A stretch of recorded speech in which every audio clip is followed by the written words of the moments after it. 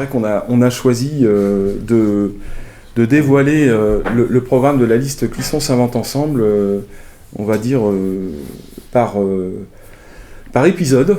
On a eu un premier épisode sur le sport, on a eu un épisode sur la gouvernance partagée, sur les transports en commun, en partie au début d'année, quand j'ai transmis mes vœux aux Clissonnais et Clissonnaises. Et puis là, ce soir, on va parler d'écologie. Donc l'écologie, pourquoi dédier justement un point presse à cette question ?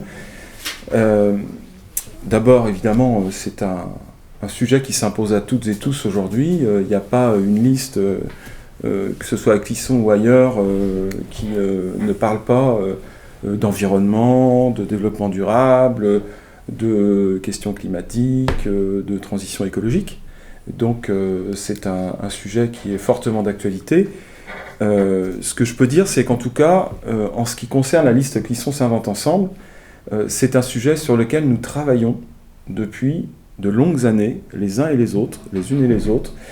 Et d'ailleurs, les personnes présentes autour de la table, qui se présenteront tout à l'heure, témoignent justement de cet engagement qui fait que pour nous, l'écologie, c'est pas une écologie de la communication ou on va dire, de la conversion, mais c'est une écologie de terrain, une écologie du quotidien qui est très engagée donc depuis de longues années.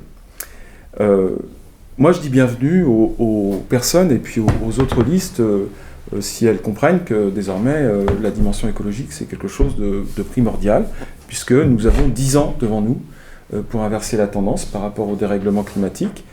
Et lorsque on sait que environ 60 à 70% des investissements publics qui peuvent avoir des conséquences sur le climat, eh bien, ce sont les investissements des collectivités locales.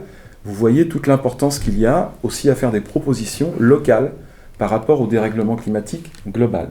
C'est le lien que l'on peut faire. Alors moi, je dis bienvenue aux représentants de ces listes. Simplement, ce que je dis, c'est qu'il faut qu'il y ait une cohérence globale par rapport aux annonces qui sont faites d'un côté et puis aux réalisations qui sont ensuite menées tout au long d'un mandat.